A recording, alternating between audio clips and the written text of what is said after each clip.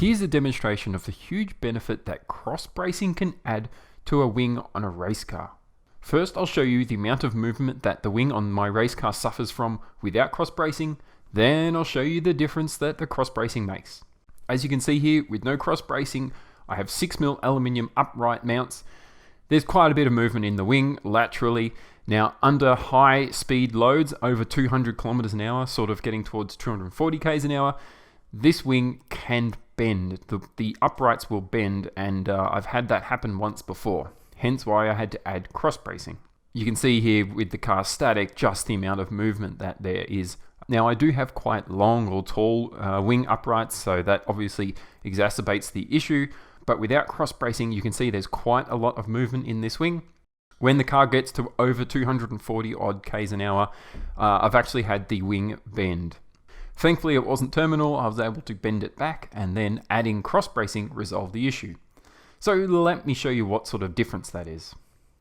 Here now, with the cross bracing in place and the amount of movement is vastly reduced, in general, the whole car is wobbling on the jack stands. When I'm trying to move this wing now, there's very little movement in the uprights themselves, and it's only fairly light tension. The wire isn't excessively tight, so it's just that small amount of tension is enough to really reinforce the wing uprights.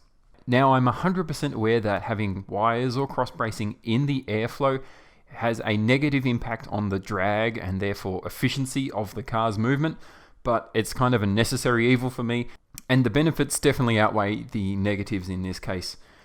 Having no wires means having no wing, so having the wire cross bracing in place means I can have that wing, building that downforce. It's certainly helping in my case.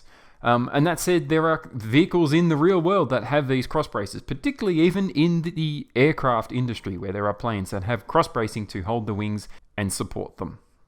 To try and mitigate the pain as much as possible, I've used fairly fine stainless wire. I haven't used any turnbuckles, and I've crimped the wires to the exact length.